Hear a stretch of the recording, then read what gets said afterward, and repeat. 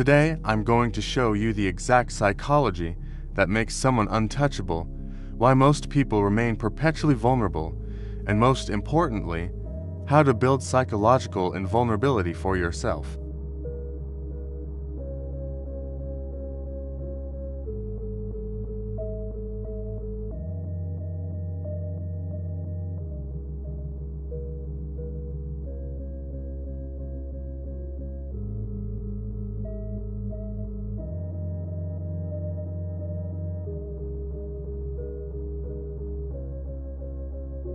And once you see it, you can't unsee it.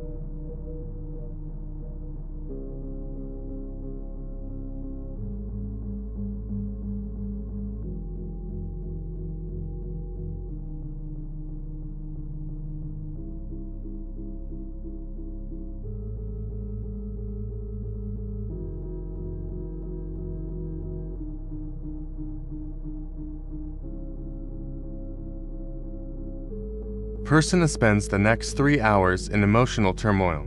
They feel attacked. They replay the conversation obsessively. They build elaborate defenses in their mind. They feel angry at the boss for not understanding. They feel anxious about their job security. They tell multiple people about the interaction, seeking validation that they were right and the boss was wrong. By the end of the day, they're exhausted, destabilized, and their sense of self has been genuinely shaken by one conversation.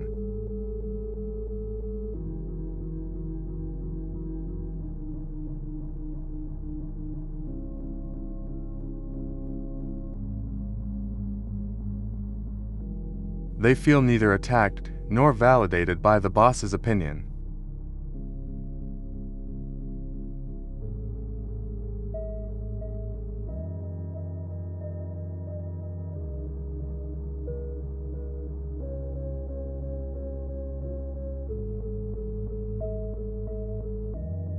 Here's what most people don't understand about that difference. Person B, in suppressing their emotions, they're not pretending not to care. They're not even particularly stronger or more confident than person A. The difference is structural, not superficial. They have a completely different relationship with external judgment, and that relationship is built on a specific psychological framework that anyone can develop once they understand how it works. Let me take you into the psychology of vulnerability. Why are you affected by other people's opinions? The standard answer is that you care what people think.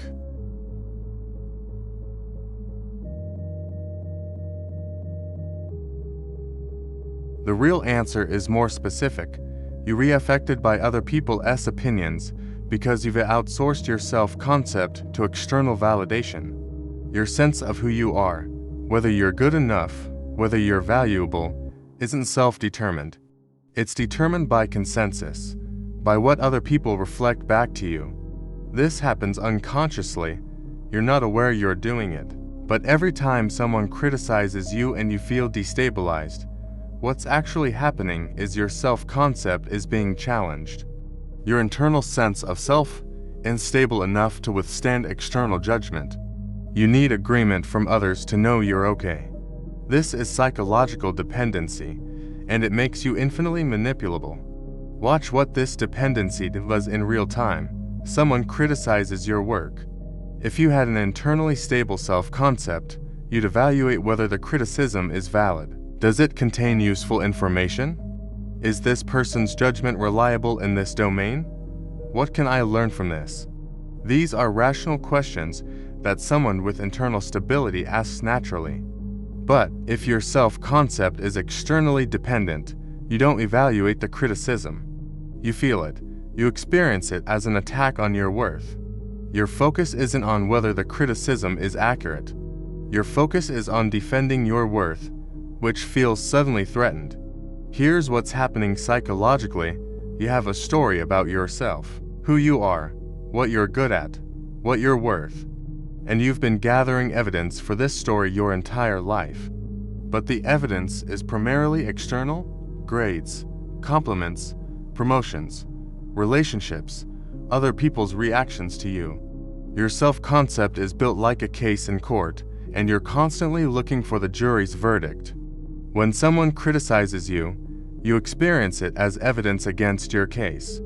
Your worth feels genuinely at stake. This is why criticism feels so threatening. It's not just disagreement, it's existential. Psychologically untouchable people have a radically different structure. Their self-concept isn't built on external evidence, it's built on internal standards. They know who they are based on their own evaluation of themselves, not other people's opinions. This doesn't mean they think they're perfect. It means their sense of self isn't on trial in every interaction.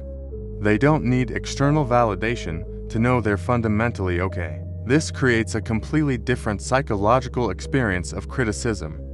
When a psychologically untouchable person is criticized, they're not defending their worth.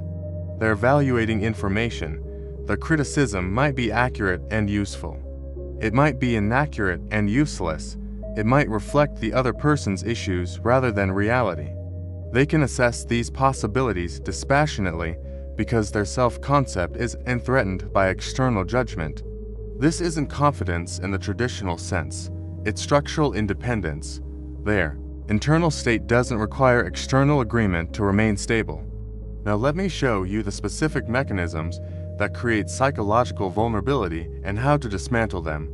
These aren't abstract concepts. These are precise psychological patterns operating in you right now, creating the experience of being affected by other people's judgments and manipulations. The first mechanism is approval addiction. You're psychologically structured to need approval. Not want it, need it. This happened developmentally. As a child, approval from caregivers was literally survival. You needed them to think you were good enough to keep caring for you. This created a deep psychological association. Approval equals safety, disapproval equals danger. This association persists into adulthood even when it's no longer rationally true. When someone disapproves of you, even a stranger whose opinion objectively doesn't matter, you feel unsafe. This feeling drives desperate approval-seeking behavior that makes you vulnerable to anyone who understands how to withhold and grant approval strategically. Watch how this operates. Someone criticizes you. You immediately feel compelled to explain, defend, justify. Why? Not because you need them to understand the facts, because you need them to approve of you again. Their disapproval feels threatening at a level deeper than logic. You'll compromise, people please, change yourself, sacrifice your boundaries, all to restore approval. This is how people control you, not through explicit threats, through leveraging your addiction to approval. Every time you change your behavior to gain someone's approval, you've given them your psychological power. Psychologically untouchable people have broken the approval equals safety association. They've retrained their nervous system to understand that disapproval and danger. Someone can disapprove of them and they remain completely safe. This doesn't mean they don't care about any opinions. It means disapproval doesn't trigger a survival response. They can receive disapproval and remain psychologically stable. This makes them uncontrollable through approval manipulation. You can't leverage something they're not addicted to? The second mechanism is external locus of control. This is a psychological term for where you believe control over your outcomes resides.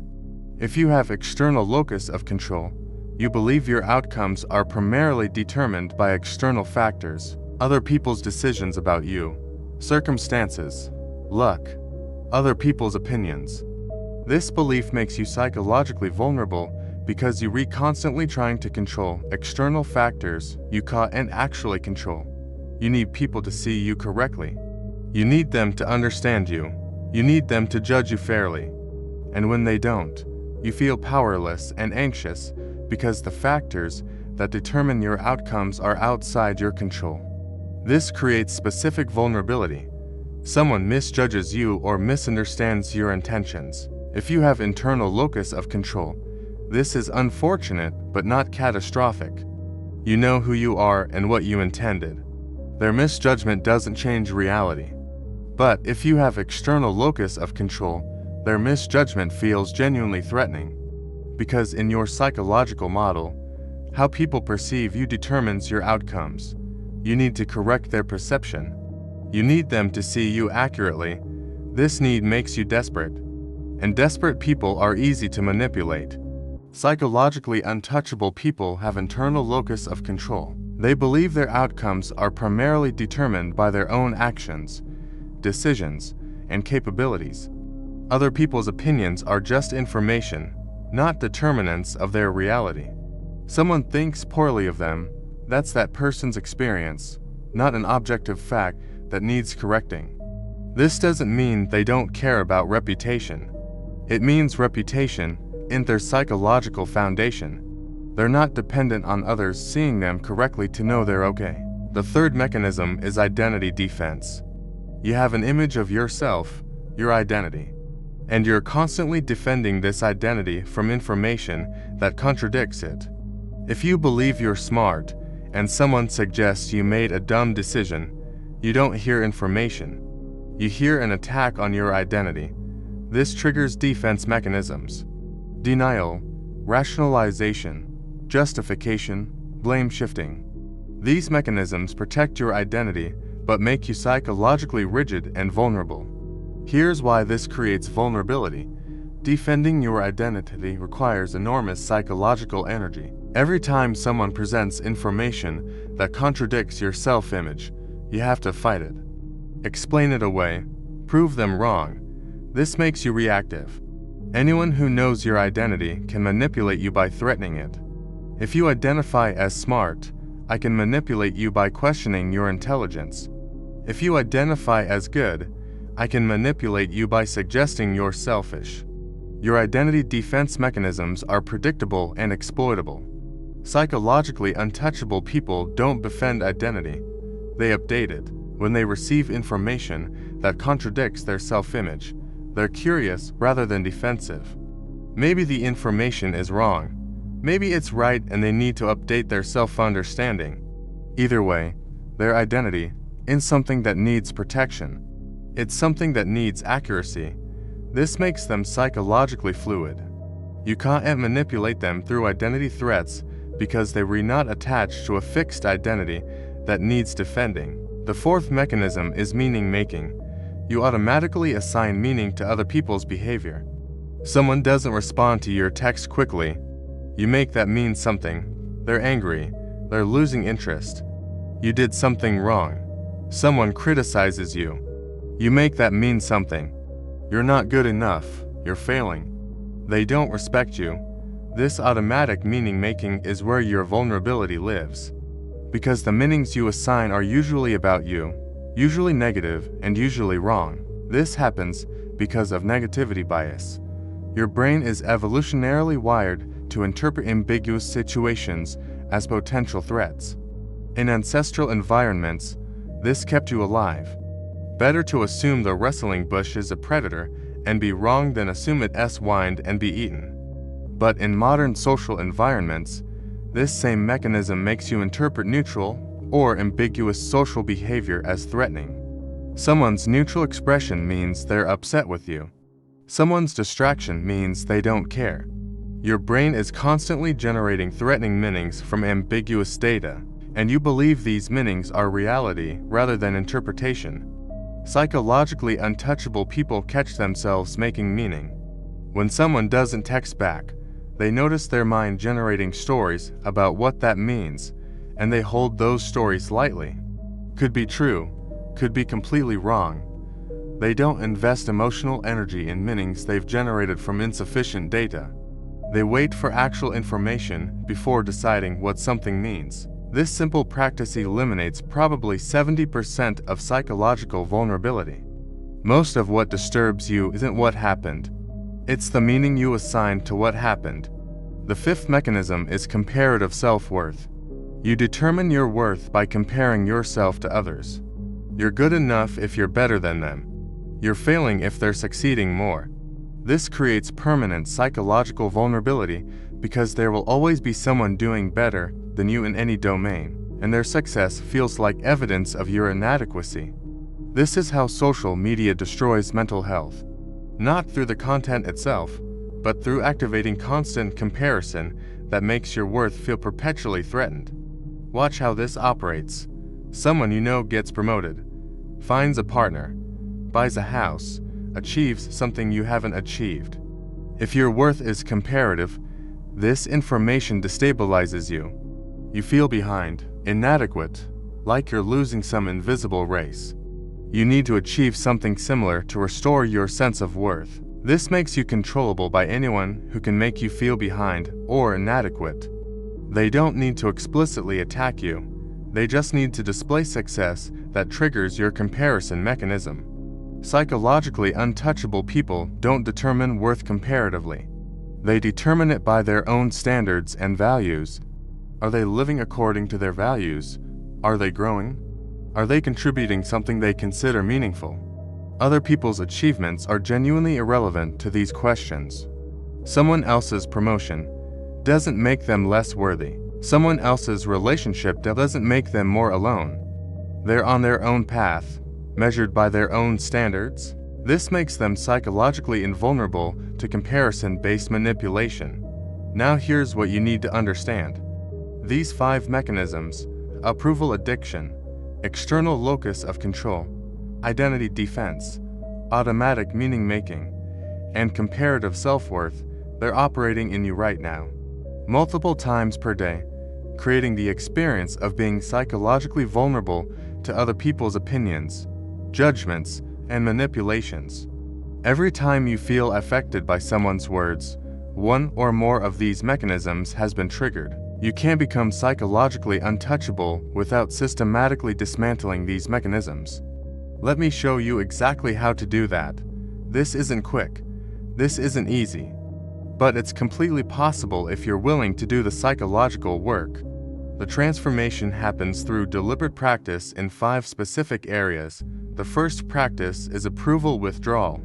You need to deliberately experience disapproval without seeking to restore approval.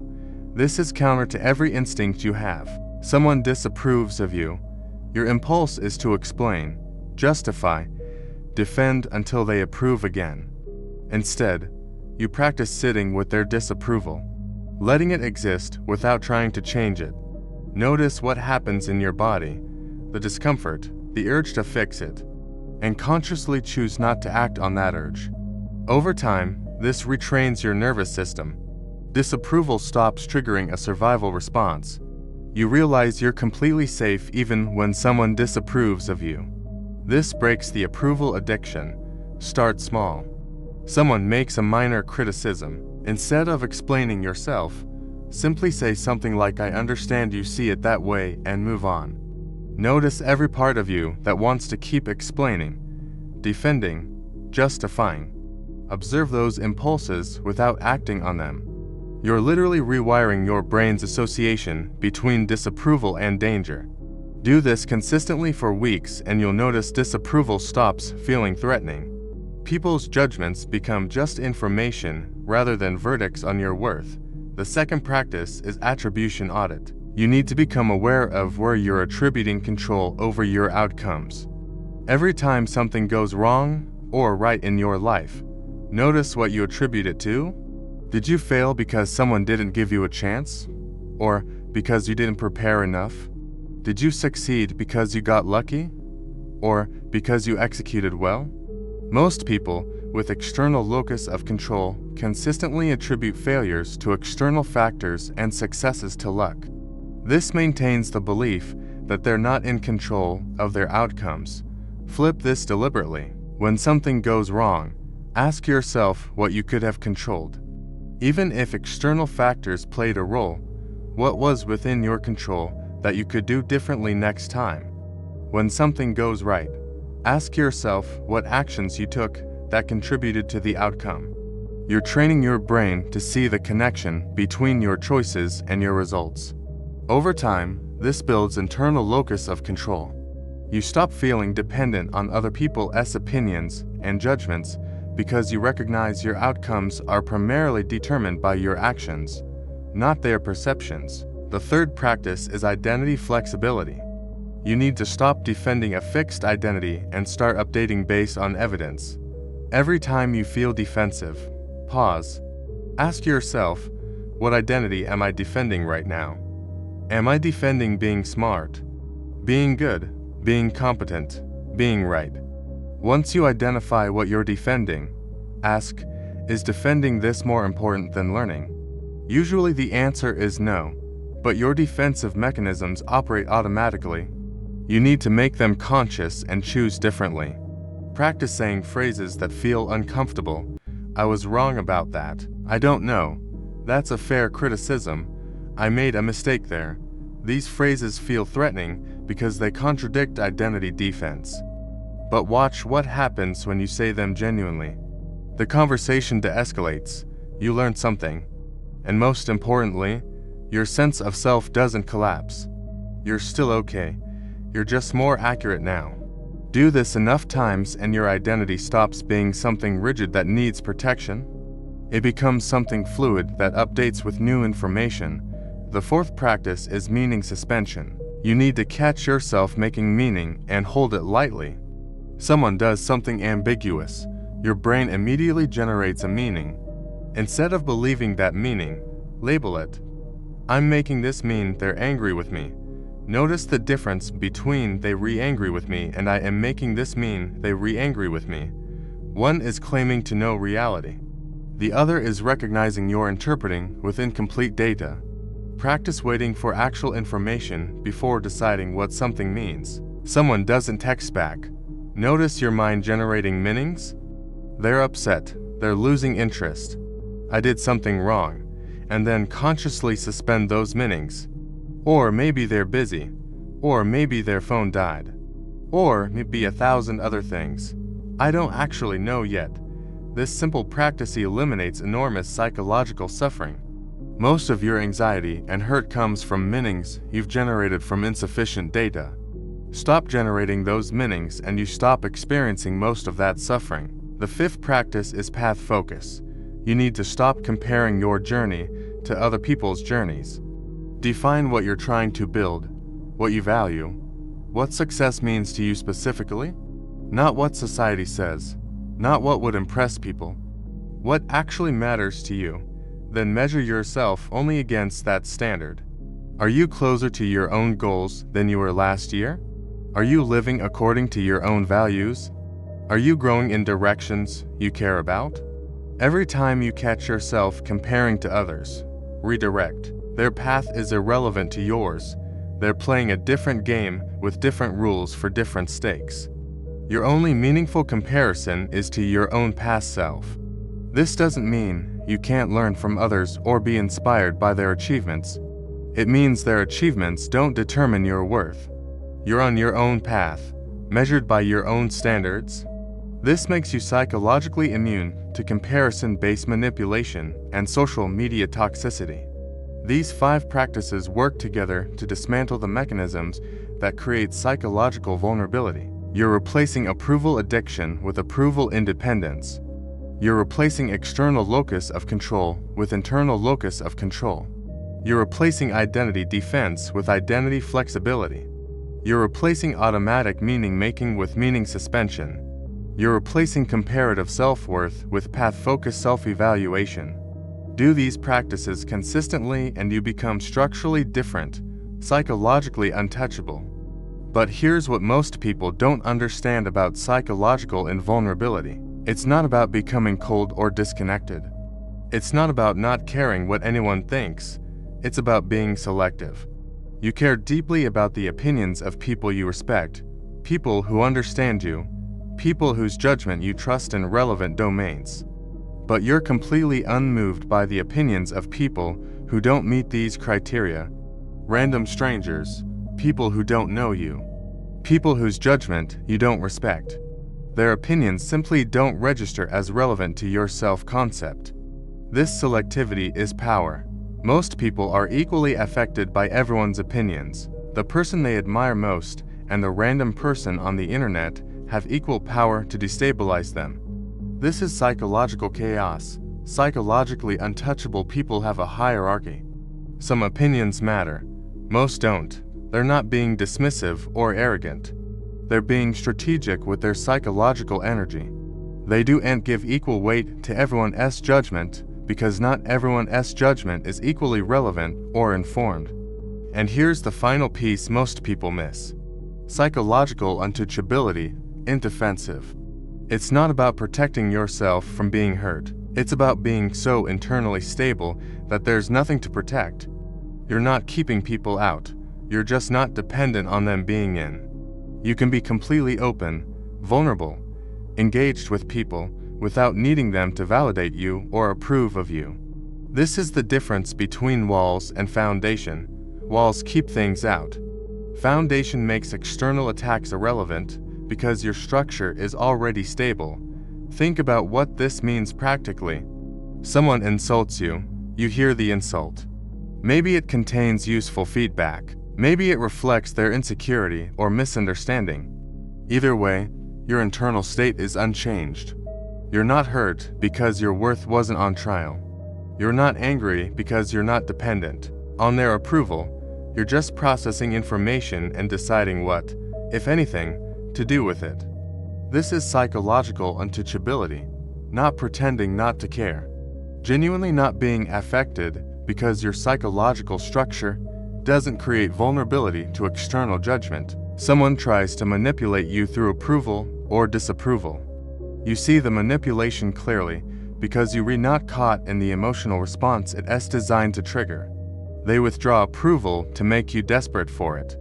But you're not dependent on their approval, so the manipulation has nothing to grab onto.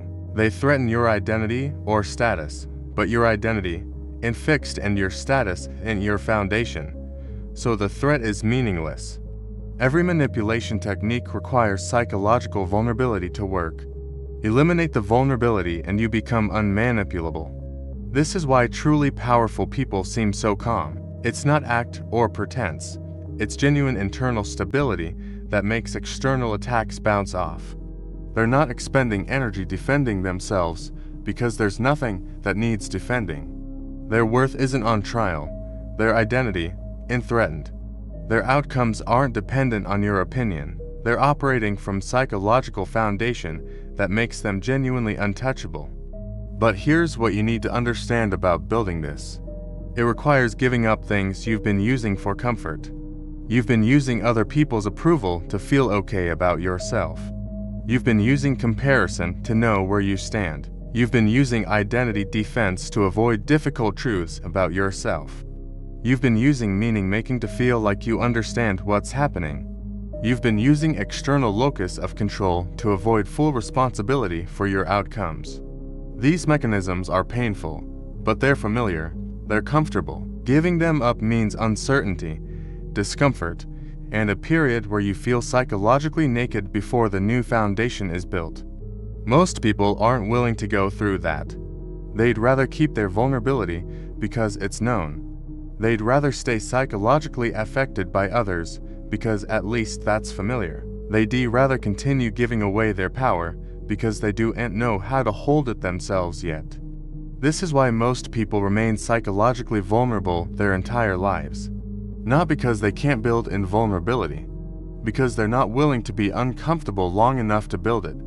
But you have a different option available now that you understand the mechanisms that create vulnerability, now that you know the practices that build invulnerability, now that you see clearly that psychological untouchability isn't about becoming cold or disconnected, but about building internal stability that makes external judgment irrelevant. The question is whether you're willing to do the work, whether you're willing to experience the discomfort of approval withdrawal, the responsibility of internal locus of control, the humility of identity flexibility, the uncertainty of meaning suspension, and the loneliness of path focus while your new foundation is being built. Most people won't. They'll watch this video, recognize their vulnerability, maybe even start the practices, and then they'll quit when it gets uncomfortable, when disapproval feels threatening and they desperately want to restore approval, when something goes wrong and it's so much easier to blame external factors, when someone criticizes them and every instinct screams to defend their identity, when their mind generates meanings and those meanings feel true, when someone else succeeds and comparison feels automatic. They'll quit and return to familiar vulnerability, and they'll stay psychologically affected by other people's opinions, judgments, and manipulations for the rest of their lives. But some of you won't quit. Some of you recognize that psychological vulnerability is a prison, that giving your power away to anyone with an opinion is unsustainable, that building genuine internal stability is worth whatever discomfort the building process requires. Those are the people who become psychologically untouchable, not overnight, not easily, but inevitably, if they're willing to do the work and stay with it when it's hard. The choice is yours. Keep your psychological vulnerability and keep being affected by everyone's opinions and judgments, or build psychological invulnerability through deliberate practice and become someone who can engage with the world openly without needing it to validate you. One path is comfortable and familiar. One path is uncertain and difficult. But only one path leads to genuine psychological freedom. See you in the next one.